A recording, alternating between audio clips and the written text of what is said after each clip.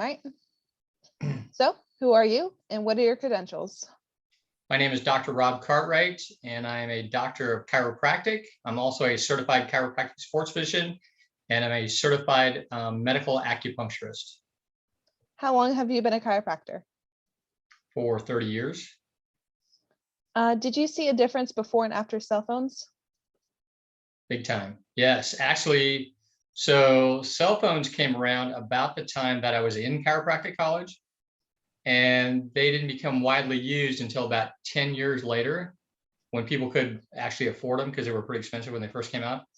But we found that the biggest problem, and it's actually at epidemic proportions now, is that when people use cell phones, and most people nowadays are on cell phones all day long, every day, 24/7, whatever, that we have found that the terminology that we use called tech neck has become a major issue. So the cervical spine, which should be at 42 degrees, we've found that that has totally distorted that that whole dimension of the cervical spine, meaning that most people have anterior head carriage, which in turn, when that happens, immediately it causes vertebral subluxations, stretches the spinal cord, which causes demyelination of the spinal cord. So you've got many things happening all at once.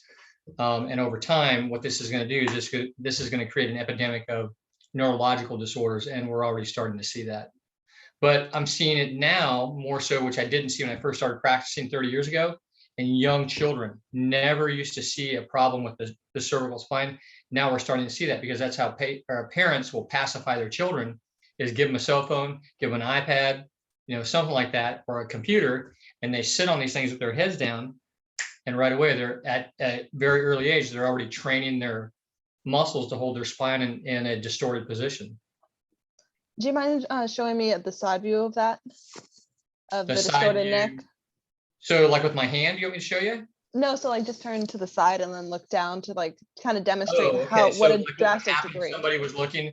Yeah. So what would happen is most people, like, for instance, somebody was talking to me yesterday, they noticed somebody was doing their homework, but they were hyperkyphotic, but then they had anterior head carriage and then they had their head down like this. So you can see what it does, it totally distorts the posture. Mm-hmm. But in turn, it stresses out the nervous system, which is the major issue. Because the nervous system is the master control center. The brain and spinal cord are the master control center of the whole body. Yeah. So the extended neck, so the anterior head carriage, how does that affect the rest of the body? So one of the ways that I explain this to patients is it doesn't matter what you do with the lower half of the body. If somebody's having low back pain, if somebody has a subluxation in their spine because of tech neck or something like that, or the stress that it's putting on the cervical spine, what'll happen is if you don't take away the stress up here coming from the brain and spinal cord, it doesn't matter what you do below any of that, because that life energy isn't going to get through to help the lower part of the spine or lower part of the body. I don't know if that made sense the way I said that, but yeah. Okay.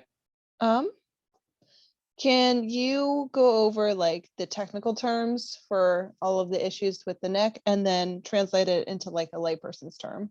So kind of what we were just talking about, how when you have actual tech neck or anterior head carriage, what happens is you get the anterior movement of the head on the spine, which creates vertebral subluxations, which are, simply put, that creates misalignments in the spine, causing pinched nerves. Okay, and then on top of that, it causes demyelination of the spinal cord. Well, what that is the lining of the spinal cord is called the myelin sheath. And once that wears away, there's nothing to protect the spinal cord. So what happens is you get all these neurological issues that become exaggerated. Like what will happen over time is people will start to develop MS and Parkinson-like symptomatology because of that. So that's the simplest way that we can put that. There's other things that can go on, but for the most part, that's how we explain it to patients. Mm-hmm. Do you mind 60 pounds? 60 pounds, like describing what 60 pounds means. When somebody has their head in a flexed position, what that does, that creates 60 pounds of stress into the cervical spine and on the spinal cord. So like I taught you guys, whenever I'd walk by and I saw your posture was distorted, is how I would like to say it. or if your neck was flexed forward, all I would have to say is 60 pounds, and you guys would immediately straighten right up, pull the shoulders back, put your head in a neutral position. So, and that's what it does when you have your head flexed forward. It creates 60 pounds of stress on the spinal joints, the nervous system. The whole situation can turn into a bad situation if you stay that way. So that's why we always say 60 pounds. Yeah. Is there anything you want to say or anything you'd like me to include in my presentation? I think we covered most of it. I mean, like we were talking about before, with this problem is only going to get worse unless somebody nationally starts talking about it. There's stuff out there all over the internet about tech neck, and as much as we educate our patients, most people will listen to it, but not everybody applies the principles to what we're talking about. So because of this situation, there's going to be major health repercussions down the road, meaning not only is it going to affect people's health, but it's also going to affect people's mental health. Because if you think of what it's doing to the spinal cord and the brain over time, that creates an issue here with how people process information. So that can create major issues down the road. So this isn't just a neck problem. This is a huge issue. You have to look at the broader picture. So what I would say is, this isn't just a health issue when it comes to the cervical spine. It's a much broader issue, and it's a mental health issue down the road. So we're going to see a lot of issues because of this problem. You think about right now, people are getting headaches and shoulder pain and neck pain and stuff like that because of it. Well, you let that problem go untreated, it's going to create major issues down the road as far as the mental health issues. So yeah, I've noticed an increase of mental health issues earlier in life too. Like when I was in high school, I know a lot of my friends, both jokingly and completely serious, admitted like they had depression and they had anxiety, they had insomnia, and these were 13, 14, 15-year-olds. And do you think that technology has played an issue into this? absolutely I do. Because when you start choking off the spinal cord at certain levels because of tech neck, what that's going to do is your body's not going to be able to process information the way it needs to. The brain can't send the signals to the body the way it needs to. So all these little issues become heightened or over exaggerated. So yeah, absolutely. I think that has a major, how would I say it? But anyways, it contributes to what you're talking about. Yeah, I know when I was interviewing both you and Dr. Robin for my healthcare provider interview, I asked what problems you saw arising. I asked both of you guys what problems you saw arising more and more frequently, and she said anxiety, and you said tech neck. And so I wonder if those things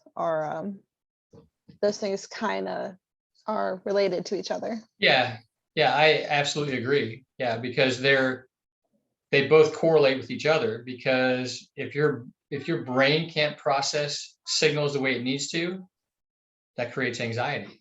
Mm-hmm. Or creates depression, or your body can't make hormones the way it needs to because the brain can't send the signals to where the places where they need to go. Absolutely, all those things factor in, and over time, especially as a person gets older, those problems will become worse, more heightened, exaggerated, and the situation just gets worse and worse and worse, like a snowball rolling downhill kind of a thing.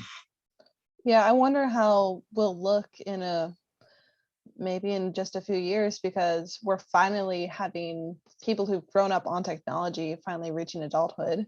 And I wonder how that'll continue down the line.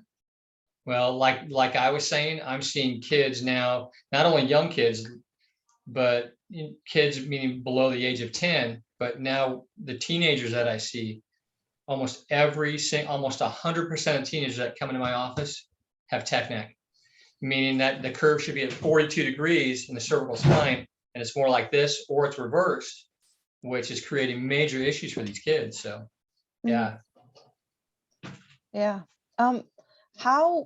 So part of the project is coming up with a way to inform the public about this issue. And for who I wanted to target, I was going to go with teenagers from 13 to 19-year-olds. And is there any recommendations of how you recommend like reaching out to them and informing them of this? That's a good question, because the best way really is to go into a high school and talk to them about it. Talk to them about posture, talk to them about how to hold their phone, talk to them how to, adjust their computers, that type of stuff. Because what you do is you create that foundation, whether they listen to you or not, you planted the seed. Sometimes it takes a while for that to grow. But what you do is you educate them, and over time, like with you, it was the same thing with you. When I started educating you about what was going on, eventually it clicked, and you're like, hey, well, wait a minute, that is causing headaches, or I mean, like with allergies and stuff like that, it can over exacerbate allergy issues, because when the neck is under stress, it can create problems with sinus issues and allergies and ear infections and all kinds of stuff like that. But one of the easiest ways would just be go to a high school, set up a symposium or whatever, and then go in and educate these kids on the effects of tech neck. I was also thinking about taking a social media approach where it's kind of like what you said, creating that response to like 60 pounds. Every time we walked by Peter or I on our cell phones with our head down, we say 60 pounds and immediately we feel like that. So I was thinking, since social media kind of values the short 10-second clips, if we started using like the long format of like a doctor explaining what that does, and then just 60 pounds at the end of it, we could start sending out videos of like 60 pounds, it would help. I think that's a great idea, because that's the difference between your generation and my generation, because I'm old school. Mhm. So I want to go talk to people. You're like, no, put this on social media, and then millions of people can see it. Yeah. So yeah, that's fantastic. I think that's a great idea. All right. I'll probably use both, just because I think mine's a great way of getting a response out there. Yours is a great way of getting information out there. I think they're two different ways. Well, and again, that age group, they're going to respond better to social media than they would probably you going, because you can only talk to a limited number of people at a school. On social media, you can talk to this many people. Yeah. And then and that age group it loves social media. So I think that's a yeah. great idea. Yeah. Any last things before I stop recording? I don't think so. I think we covered a lot of it.